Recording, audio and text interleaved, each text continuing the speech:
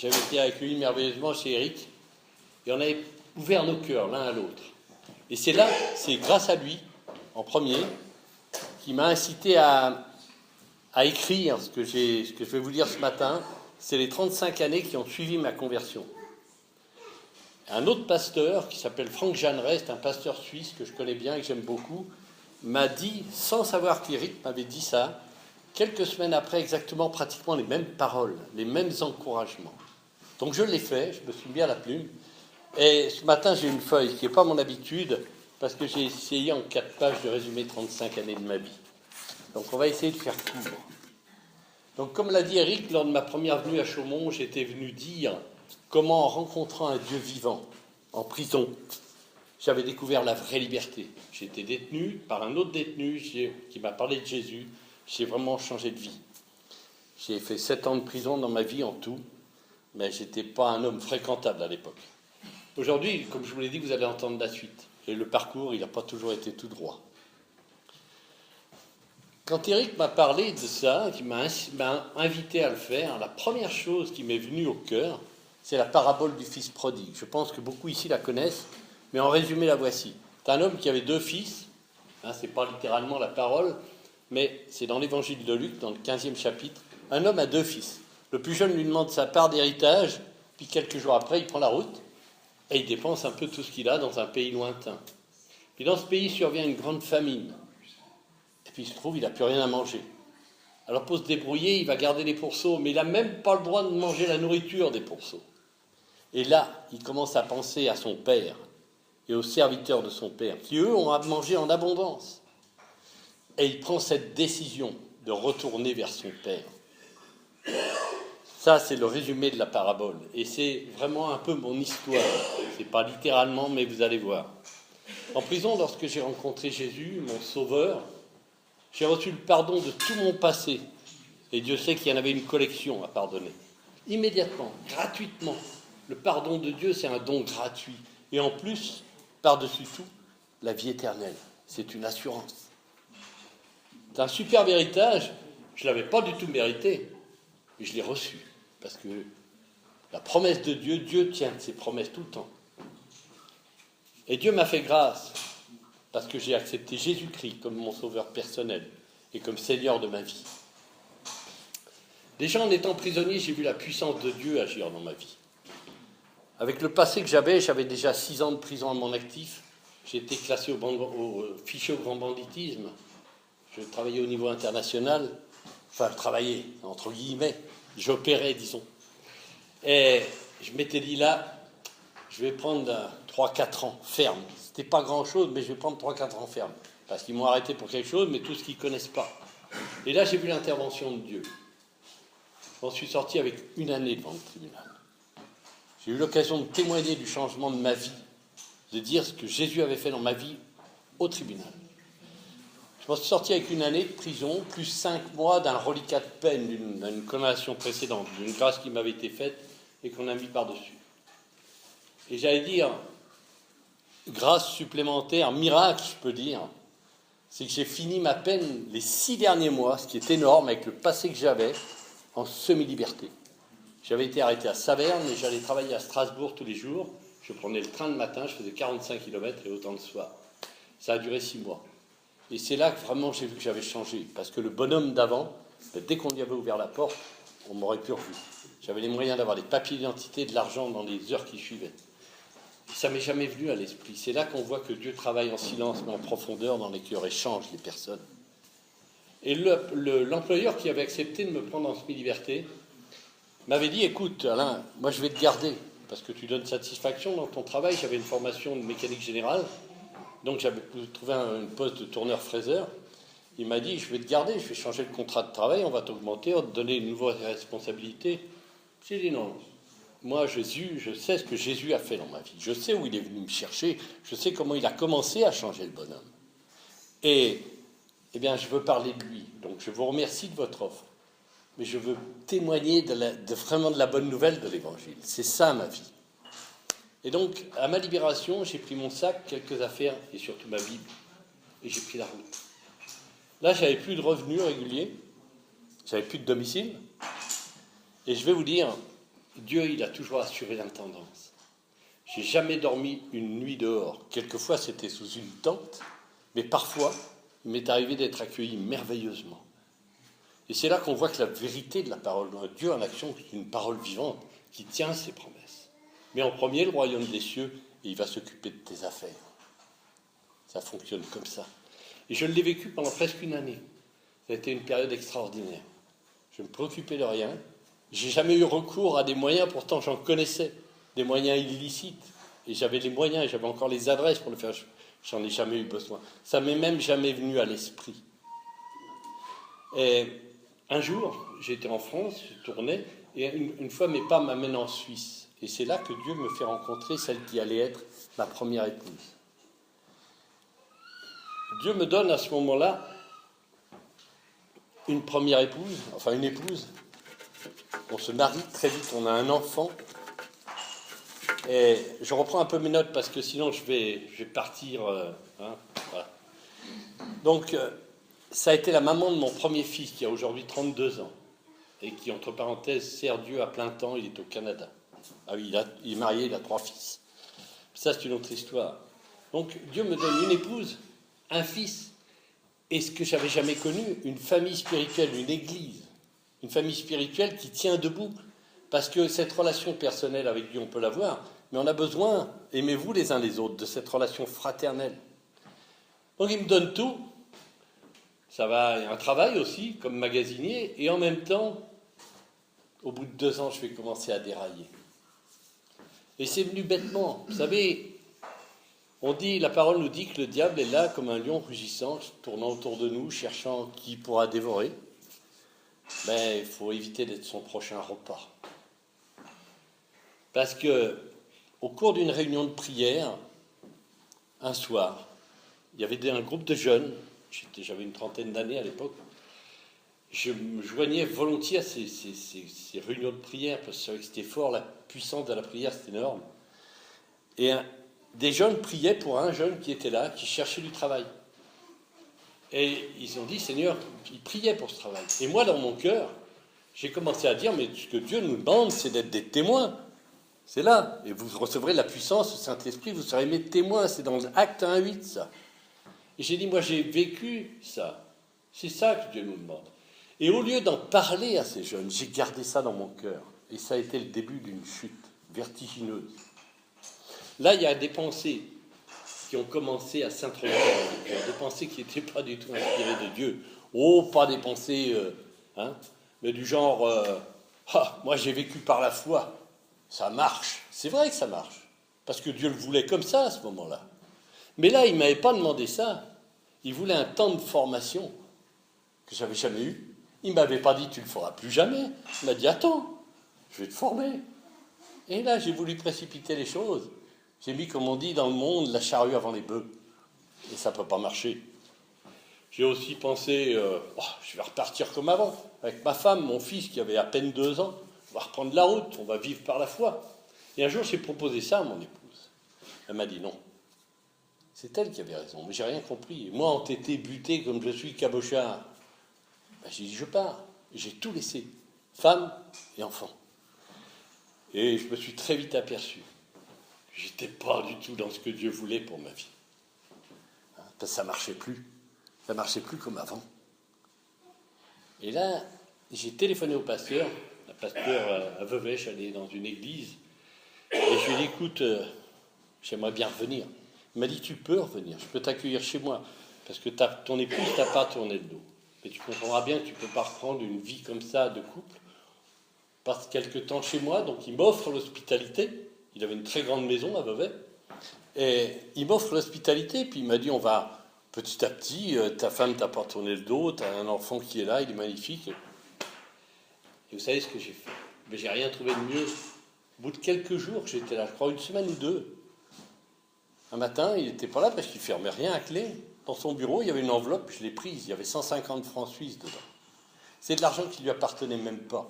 De l'argent qui lui avait été remis pour donner à une mission. Donc il a été obligé de porter plainte. J'ai été très vite arrêté et j'ai remercié Dieu après. Parce que je serais sûrement redevenu l'homme que j'avais été. Mais Dieu ne l'a pas permis. Parce que Dieu est fidèle. Vous savez, nous, on est infidèles. C'est dit aussi dans la parole. Mais Dieu demeure fidèle parce qu'il ne peut pas se renier. Les promesses qu'il nous fait, les serments qu'il nous fait, il les tient. Nous, non. Moi, je ne les ai pas tenus. Et je suis parti, donc je me suis retrouvé en prison en Suisse. Oh, pas longtemps, 4-5 mois. Mais assorti d'une expulsion de la Suisse. Pendant 5 ans, expulsé du territoire suisse. Puis les Suisses, ils rigolent pas. Donc là, ça a commencé, hein, des années un peu compliquées, des années d'errance. Mais quand je dis que Dieu est fidèle, il est fidèle. Parce qu'il m'a permis rapidement, j'étais en France, de trouver une formation professionnelle qui a été vraiment une bénédiction.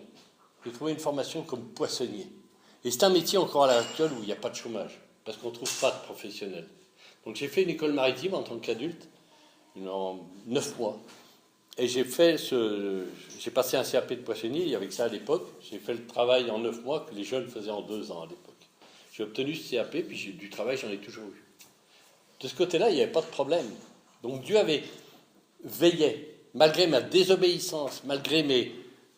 J'étais parti, comme on dit, alors, il y avait des jours où ça allait, il y avait des jours où je priais, je lisais ma Bible, j'étais heureux, je témoignais comme avant. Mais ce n'était pas souvent, parce que c'est dû à la paresse, ça c'est humain, moi je suis assez paresseux de nature, il faut que je me fasse violence, puis l'isolement spirituel. Quand je parlais de la fraternité, de l'assemblée, d'avoir des frères et sœurs en Christ, c'est important. Dieu permet parfois qu'on soit seul dans son coin, il est là, mais s'aimer les uns les autres, c'est pas un vain mot, c'est partager, s'accepter, se connaître. Et ça m'a manqué. Et spirituellement, ça m'a fait souvent descendre. Il y avait je m'étais remis à fumer, alors que j'avais été un gros fumeur, puis j'avais arrêté au moment où je m'étais converti. Quelques soirs, je m'étais remis à boire, parce que c'était un peu compliqué là-dedans. Du travail, j'en avais, mais à l'intérieur de mon cœur, comme l'a dit Eric, c'était un grand champ de bataille. Steve Verdun est peut-être pire. Les pensées.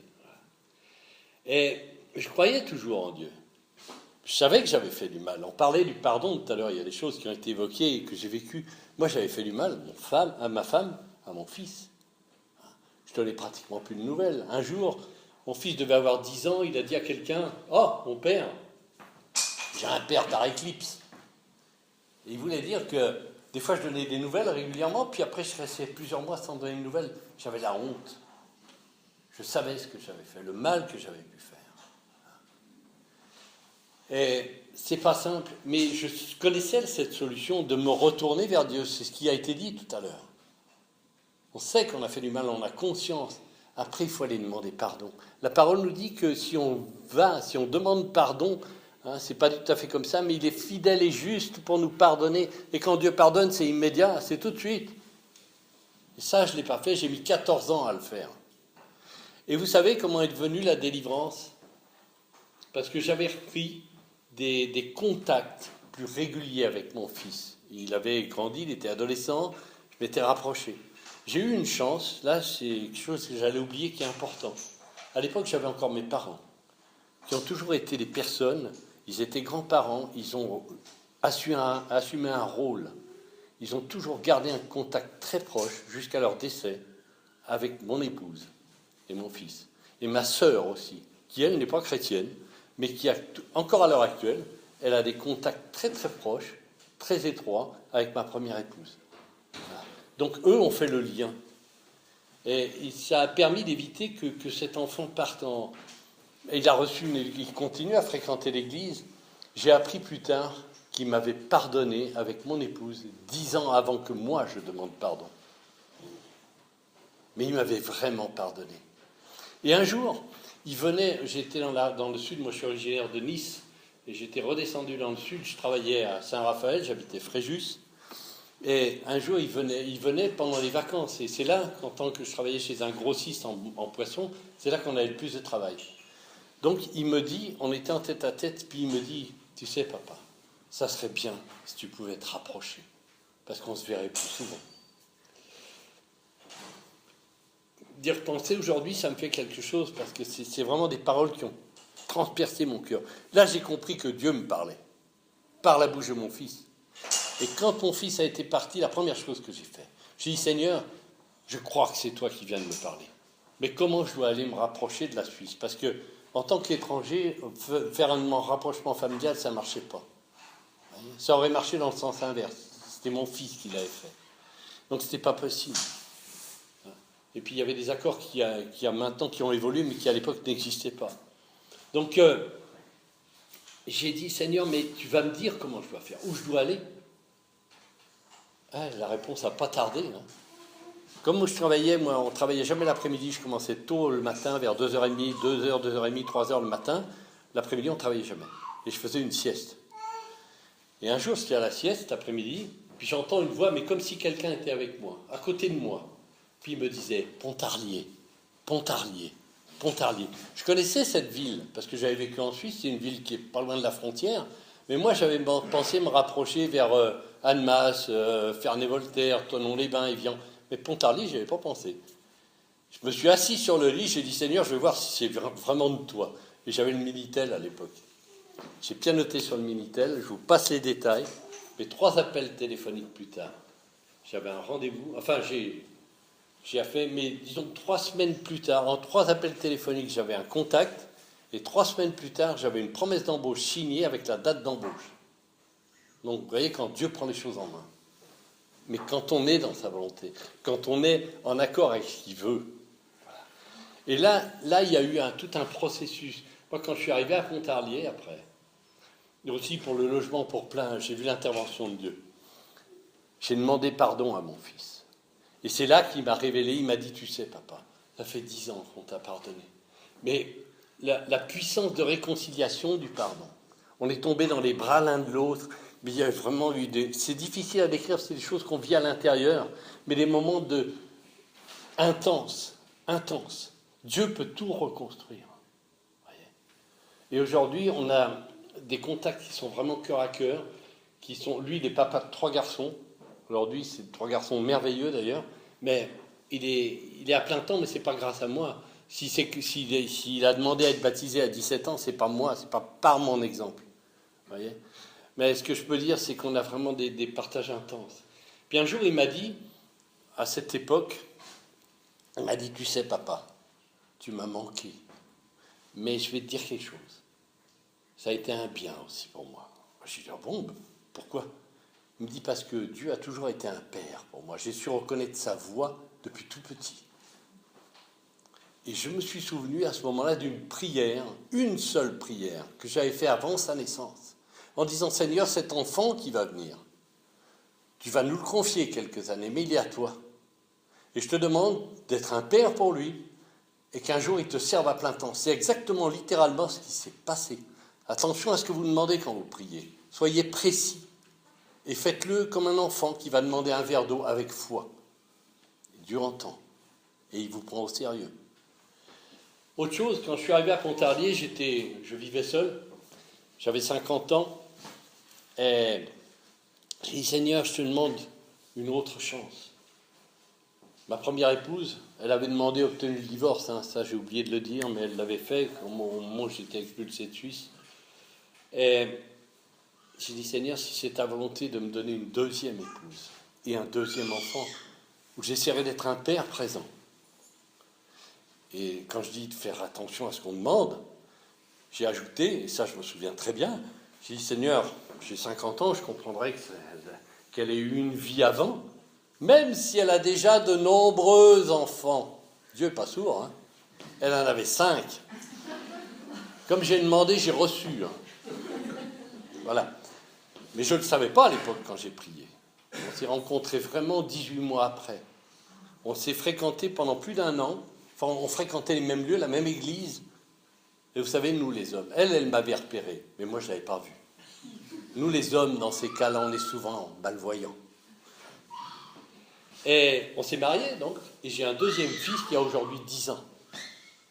C'est un petit garçon merveilleux, Emmanuel, et une épouse qui est vraiment quelqu'un avec lequel on s'investit pour le Seigneur. C'est des choses fortes, parce que Dieu nous conduit par des chemins inconnus de nous. On ne s'attend pas. Quand mon fils m'a dit ça serait sympa si tu te rapprochais. Je ne m'attendais pas à ce que Dieu me tende la perche comme ça, de cette manière.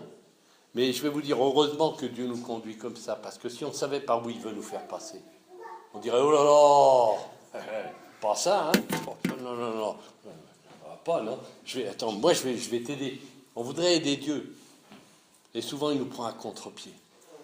Parce que lui sait. Ça, c'est vraiment, aujourd'hui, on a déménagé, je suis plus à Pontarlier depuis 6 mois. On a déménagé pour des raisons financières, parce que Pontarlier est une ville qui est très chère. C'est une ville frontalière, il y a beaucoup de frontaliers qui travaillent en Suisse. Et donc, on a quitté Pontarlier. À propos du pardon, je voudrais simplement ajouter, rappelez-vous de ça, on parlait du pardon tout à l'heure. Moi, je dis que sans pardon, demander et donner, il n'y a aucun avenir. Parce qu'autant celui qui a fait du mal que celui à qui on a fait du mal, ils sont comme enchaînés par cette destruction. Et le seul qui peut vraiment libérer et intervenir dans tout ça, c'est Dieu. C'est le seul. Nous, on peut avoir la volonté humaine, mais Dieu peut nous aider à vraiment pardonner comme il le fait avec nous. Voilà. Ça, c'est une chose qui est vraiment importante, la puissance du pardon. Donc aujourd'hui, on est installé, après 12 ans passés à Pontarlier, on est passé dans la même assemblée chrétienne, une église qui fonctionne, dont tu as eu quelques membres ici. On vient de déménager, on s'est installé dans la région de la Bresse louhannaise. Je sais pas, Chalon-sur-Saône, Louhan, par là, la Bresse du Nord.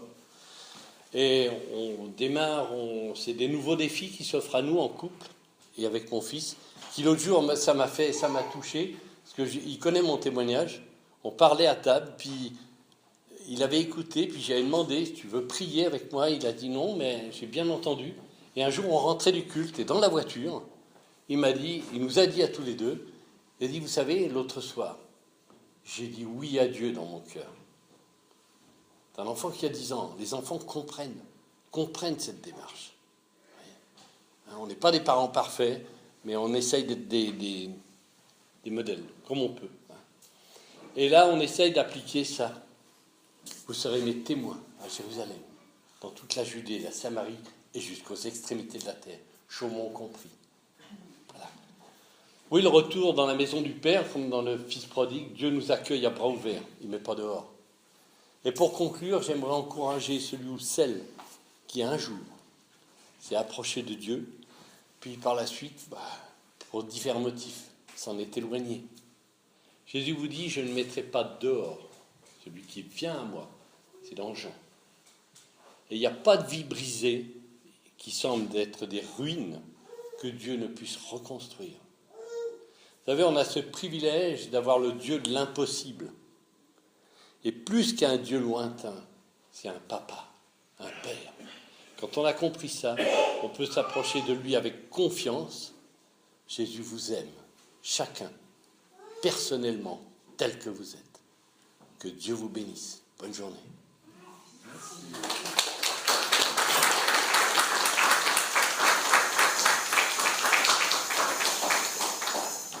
Merci beaucoup, Alain.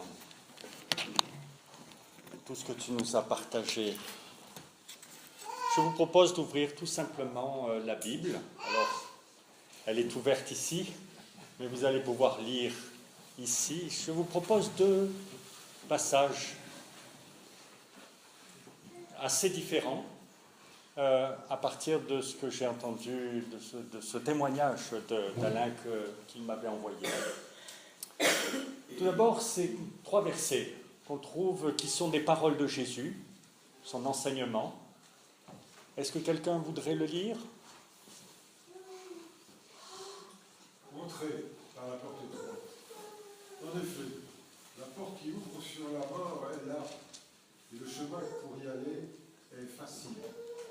Beaucoup de gens passent par là. Mais la porte qui ouvre sur la vie est étroite, et le chemin pour y aller est difficile. Ceux qui le trouvent ne sont pas nombreux. Pour entrer dans le royaume des cieux, il ne suffit pas de me dire Seigneur, Seigneur. Il faut aussi faire la volonté de mon Père qui est aux cieux. Voilà, donc juste quelques mots sur cet enseignement de Jésus. J'ai repensé à ces versets, en raison de ce parcours un peu chaotique à partir d'un certain moment d'Alain. Et il me semble intéressant de voir que, effectivement, il y a besoin de ce déclic. Ce Dieu qu'on ne voit pas, il y a un moment donné où on a besoin de lui faire confiance, de croire qu'il est là, présent, et qu'il agit pour nous, dans sa bonté, son amour. Et ça, c'est le déclic, c'est le point de départ dont tu nous avais largement entretenu la dernière fois. Mais c'est un point de départ. Et ensuite, nous entrons dans un cheminement où Dieu veut nous conduire. Et ce cheminement, il nous est dit, le chemin, il est étroit. Ce n'est pas que Dieu veuille nous coincer ou nous gêner, mais c'est parce que c'est le chemin de la vie.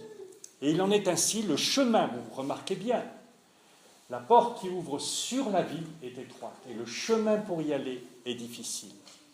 Et donc, nous voyons ici qu'il y a la nécessité d'une obéissance, d'apprendre à écouter Dieu, à l'écouter attentivement à travers sa parole, à travers les frères et sœurs, et aussi à travers la prière, afin de marcher et de faire sa volonté. On trouve une illustration dans l'histoire du peuple d'Israël, lorsqu'on voit Dieu qui le sort de l'esclavage de l'Égypte, et il nous est dit qu'avant de le faire entrer dans la terre promise, il le conduit dans le désert. Et je crois que l'histoire d'un certain nombre de croyants ressemble à cette histoire d'Israël. Dans un premier temps, Dieu nous montre la grandeur de son amour, ce qu'il veut accomplir pour nous, mais ensuite, il nous conduit dans des chemins qui ne sont pas faciles, non pas parce que tout d'un coup il aurait changé, mais à cause de son amour pour nous, parce qu'il veut nous façonner à l'image de Jésus, nous transformer, et que cette transformation, il ne le fait pas d'un coup de baguette magique, mais il le fait à travers les circonstances de notre vie. Et il arrive que, comme tu nous l'as raconté avec beaucoup de simplicité, on oublie cela. Et que, peu à peu, on s'éloigne de Dieu. Ça peut être parce qu'on se comporte comme un enfant gâté, où on attend tout de Dieu, et puis on ne voit pas ce qu'il attend de nous. Ça peut être à cause de l'orgueil spirituel, bien souvent qui guette, et qui peut guetter à tous les moments de la vie, où on se croit arrivé, où on croit qu'on a tout compris, et finalement, sans s'en rendre compte, on s'écarte de la bonté de Dieu, et on finit par perdre le nord, comme tu l'as raconté. Voilà la première chose que je voulais partager avec vous. Il y a une exigence, mais cette exigence, c'est parce que Dieu veut nous conduire profondément, vraiment à la vie. Et puis, je voudrais lire rapidement ce deuxième texte, qui est la parabole du fils prodigue. Elle nous a été rappelée, ce jeune homme qui part, prend sa part d'héritage, la dépense n'importe comment dans un pays lointain, jusqu'à ce qu'il soit totalement dans le besoin. C'est une histoire que Jésus raconte pour nous parler de Dieu. Et ce jeune homme, finalement, se met à réfléchir, je vais partir pour retourner chez mon père. Et je vais lui dire, Père, j'ai péché contre Dieu et contre toi. Je ne mérite plus d'être appelé ton fils. Fais comme si j'étais l'un de tes ouvriers. Et il part pour retourner chez son père. Le fils est encore loin, mais son père le voit, il est plein de pitié pour lui. Il court à sa rencontre, il le serre contre lui et l'embrasse. Il dit à ses serviteurs, vite, apportez le plus beau vêtement et habillez mon fils. Mettez-lui une bague au doigt et des sandales aux pieds. Amenez le veau qu'on a fait grossir et tuez-le. Mangeons et faisons la fête. Mon fils qui était là était mort et il est revenu à la vie. Il était perdu et je l'ai retrouvé. Et nous voyons ici cette puissance du pardon de Dieu. Et la vraie question qui a été posée à nouveau par la bouche des plus jeunes, c'est « Y a-t-il une limite au pardon de Dieu ?» Eh bien, tout le Nouveau Testament nous dit qu'il n'y a pas de limite. La seule limite qu'il peut y avoir, c'est celle que nous nous mettons, en le refusant ou en refusant de pardonner aux autres. Et donc, il n'y a pas de limite. C'est ça qui m'a touché, frappé. Encore 15 années plus tard, eh bien, on peut revenir. Il y a une deuxième chance. Il suffit de revenir. Et lorsque l'on revient, voilà l'accueil qui est réservé. L'accueil qui est réservé. Et ce Père qui nous est présenté là, c'est ce Dieu que nous ne voyons pas. Et je voudrais vraiment insister à la suite de ce témoignage pour dire, si l'un ou l'autre se disait « mais non, ça ne peut pas être pardonné, ça c'est impossible », j'aimerais vraiment lui dire « c'est un mensonge. Reviens et tu verras comment tu seras accueilli. » Et l'autre chose qui est frappante, c'est combien le pardon brise les liens. Tu nous l'as dit, et c'est tout à fait vrai. Le pardon déjà que l'on accorde à quelqu'un, qui le libère. Il a fallu 10 ans pour que tu en expérimentes le fruit, mais ce pardon que ta femme et ton fils t'ont accordé a ouvert la possibilité au Seigneur de pouvoir agir à ton égard, afin que ce soit même le pardon de Dieu pour toi qui te soit manifesté. Donc il y a quelque chose de tellement puissant, de tellement fort dans le pardon qui est accordé. Le pardon ouvre les portes, le pardon brise des liens, le pardon ouvre des possibilités nouvelles, lorsqu'il y a cette puissance de Dieu au milieu. Et la dernière chose que je voudrais dire, c'est lié à la question, mais est-ce qu'il y a une limite au pardon? J'ai dit non, il n'y a pas de limite. Et pourquoi il n'y a pas de limite? Parce que le pardon a un prix, et que ce prix a été payé. C'est quelque chose de toujours très difficile pour beaucoup de personnes de comprendre, mais pourquoi Dieu a-t-il accepté que Jésus aille jusque-là, jusqu'à cette mort infamante de la croix? Et cette mort de Jésus est là pour nous dire que le pardon de Dieu ne remet pas en cause sa justice. Le pardon de Dieu n'est pas un déni de justice. Le pardon de Dieu est là pour affermir sa justice. Et donc que Jésus est celui qui, sur la croix, prend sur lui la condamnation qui devait tomber sur les hommes. Et Dieu a voulu placer ce signe devant tous. Et lorsqu'on comprend, si l'on voit dans cet homme la présence de Dieu, et si l'on voit que c'est Dieu lui-même qui accepte de livrer cet homme pour nous, alors à ce moment-là, nous voyons à la fois la grandeur de l'amour de Dieu et en même temps le prix qu'il a payé pour cela. Et ce qui nous est dit à travers cela, c'est que lorsque nous recevons son pardon, nous sommes catapultés dans quelque chose de nouveau. Nous n'allons pas recommencer ce qui est du passé, parce que ce pardon a coûté un prix. Et qu'une fois que j'ai compris le prix qu'il a coûté pour Dieu, jamais plus je ne pourrai me permettre de jouer avec ce pardon.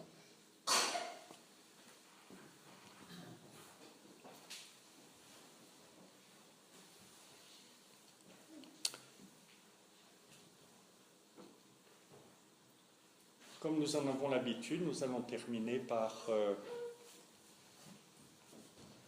un chant que nous allons écouter et par ce temps de prière où très simplement, ceux qui le désirent, personne n'est obligé, mais ceux qui le désirent peuvent s'associer à cette prière en se plaçant devant Dieu. Terrain inconnu.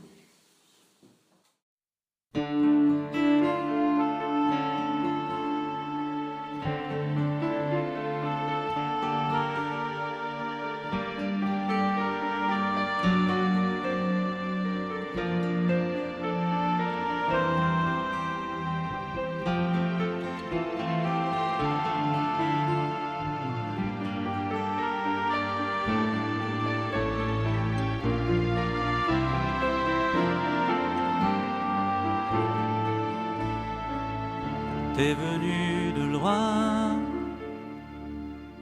je vois ta fatigue, tu es égaré, donne-moi ta main pour que je te guide dans ce terrain connu. Si tu veux me suivre à la rencontre de Jésus. Mais que reste-t-il au bout du voyage? Que de temps perdu à chercher en vain une vie nouvelle que Dieu seul peut te donner. Et la croix t'appelle, c'est là que tu dois l'accepter. Alors, devant la croix, tu comprendras toutes choses. Pourquoi il est mort? Pourquoi il a dû souffrir? Il a dû mourir.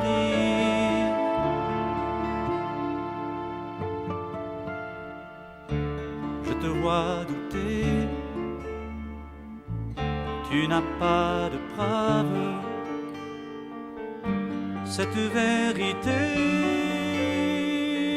te fait reculer. Mais pour combler ce vide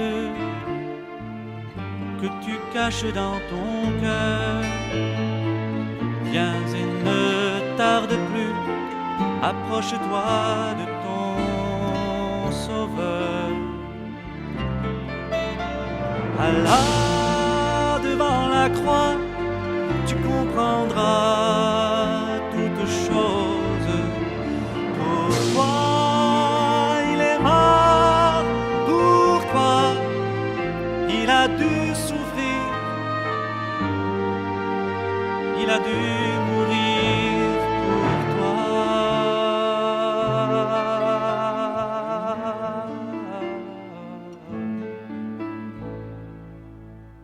Pour toi.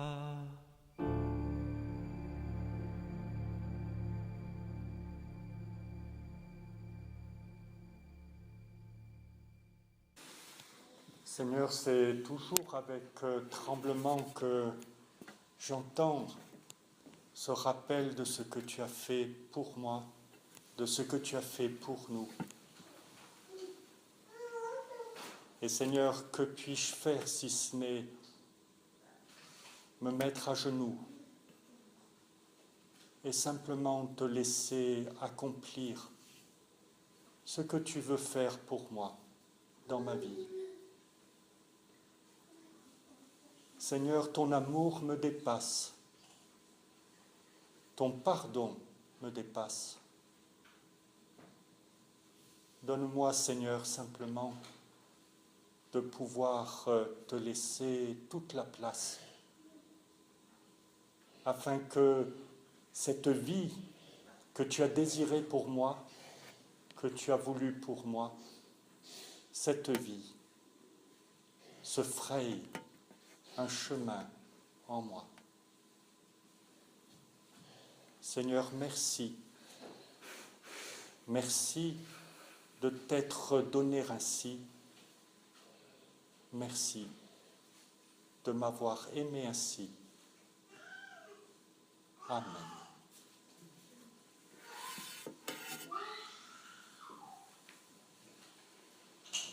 Et pour terminer, nous prendrons ce chant. Jésus, j'élève ma voix vers toi, le chant.